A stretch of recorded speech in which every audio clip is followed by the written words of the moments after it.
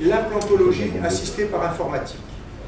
Il se trouve que j'ai commencé, j'avais la 4e licence au monde d'un programme dont vous connaissez le nom, qui s'appelle Simplant, en 1993.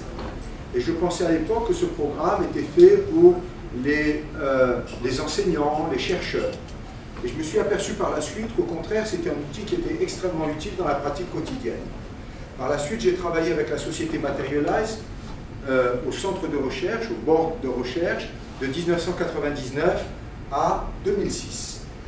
Et dans le cadre de cette entreprise, j'ai développé plusieurs choses qui sont le Safe System, qui sont des outils qui ont été intégrés au programme qui s'appelle Simplant, parce qu'ils ont racheté la société américaine qui produisait le Simplant.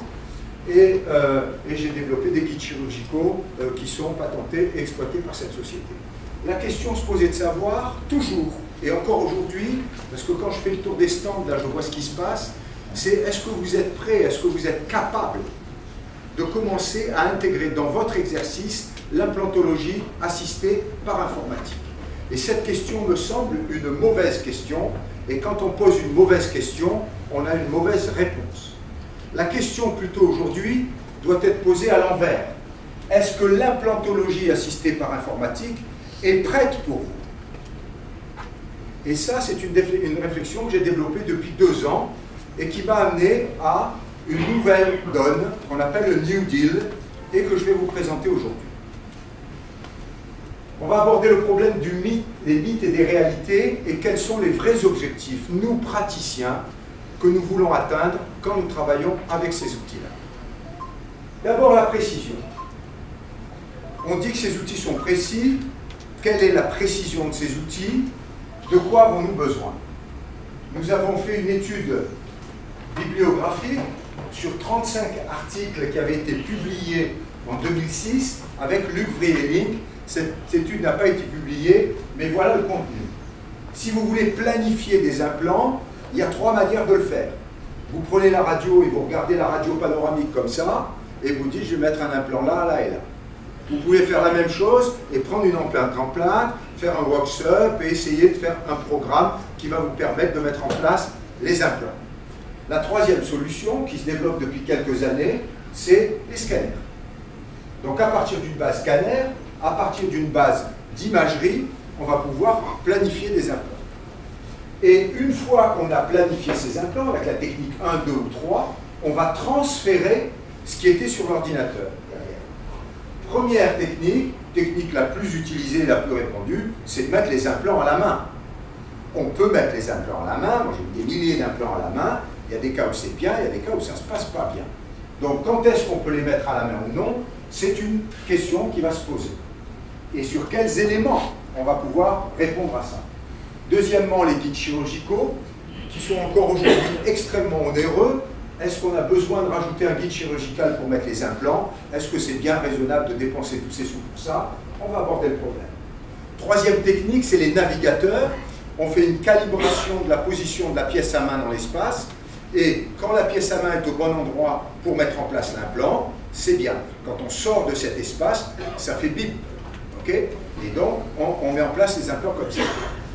Alors, je ne vais pas aborder le problème des navigateurs, mais les navigateurs sont des outils extrêmement onéreux d'une part, et d'autre part, il vous suffit de mettre la tête entre la pièce à main et l'émetteur pour qu'il faille recommencer à calibrer tout le système.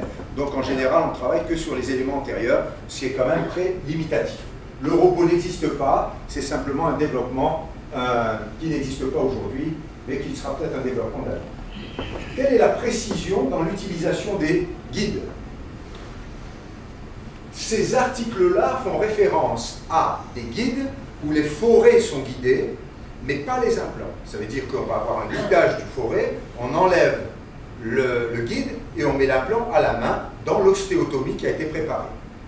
La précision est de 1,5, 1,3 mm. On tourne autour de 1 mm. Ça, c'était des études qui ont été faites sur le Safe System, que j'ai développé en 2002, où non seulement les forêts sont guidées, mais les implants aussi sont guidés. Et à ce moment-là, on baisse à 0,27, 0,6, la totalité des résultats nous donnant 0,3, 30 microns. Donc là, on voit que il y a un espace qui se creuse entre forêt guidée et mise en place manuelle, 1 mm, et implant guidé et forêt guidée, où on arrive à descendre la précision. Donc, pour résumer, si on met en place les implants à la main, on a une précision qui est de l'ordre de 3 mm. Quand j'ai vu cette première étude, j'ai dit c'est impossible, j'arrive à faire mieux que ça.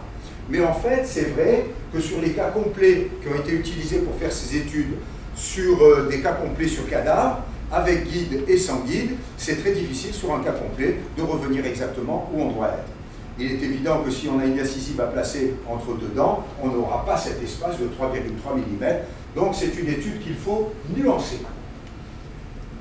Ensuite, si on met les implants avec des systèmes de navigateurs ou des forêts guidées, mais pas les implants, on tombe à 1,3.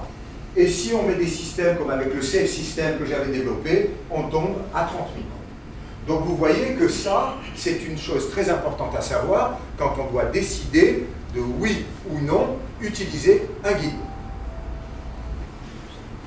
Aujourd'hui, j'ai changé complètement la mise en place et on travaille sur un nouveau programme d'ordinateur qui va nous permettre de simplement, cliniquement, séparer deux options thérapeutiques qui sont les options que le praticien comprend. Je vais travailler en transvissé ou en vissé scellé avec la possibilité d'utiliser des piliers angulés. Et ça, tout le monde comprend, et ça, l'ordinateur peut le faire, et on a simplifié le protocole. Ce que je vais vous montrer aujourd'hui, c'est le haut de la pyramide. On travaille depuis quelques années à construire cette pyramide. Vous ne verrez aujourd'hui que le forage et que les guides. Mais derrière, il y a tout un matériel très important qui est en train de se développer au niveau de la segmentation, du nettoyage des images, de la planification des implants et tout un développement informatique qui se fait derrière. Les guides chirurgicaux. Les guides chirurgicaux sont un système de transfert. J'ai une patiente qui est venue la semaine dernière à Dubaï dans mon cabinet. Elle avait été soignée à Paris par un très grand praticien de renom qui lui avait fait des greffes pariétales dans cette zone-là et dans cette zone-là et qui avait mis des implants.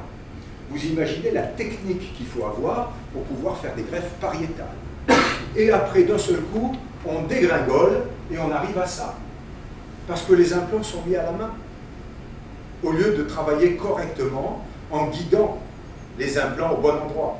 Donc la patiente a payé les implants. Évidemment, les implants ne sont pas en place. De l'autre côté non plus. Cet implant sort, émerge au niveau de la prémolaire, au lieu d'émerger en avant, au niveau de la première prémolaire. Et ça, je montrais ça à Peskov hier, et il m'a dit ça, si la patiente porte plainte, le praticien est condamnable, parce qu'il n'a pas utilisé les outils qu'il fallait. Donc faites bien attention, l'aspect médico-légal en France est important et se développe, et il faut bien faire attention à ce qui se passe, et même si on est un très grand chirurgien, de très grands talents, et de très grandes renommées, on peut arriver à faire des trucs comme ça. Donc ça veut dire que c'est difficile. Ça ne veut pas dire qu'il faut jeter la pierre. Ça ne veut pas dire regardez ce qu'il a fait. Ça veut dire c'est compliqué. Ça veut dire qu'on a besoin d'aide pour faire ces choses. On a besoin d'aide pour pas aller dans le nerf. Donc quelles aides sont les bonnes aides? J'ai publié ce livre il y a 9 mois, alors que vous ne le lisez pas parce qu'il est en anglais. Ce livre a été co-signé avec Alan Rosenfeld et nous pensions que nous étions dans une niche où il y avait très peu de praticiens intéressés, mais il se trouve que ce livre est dans le top 8 des ventes de Quintessence. Donc c'est un livre qui a un gros succès parce que les gens ont besoin d'avoir les informations de base pour comprendre ce qui se passe dans tous ces trucs informatiques. Et c'est l'objet de ce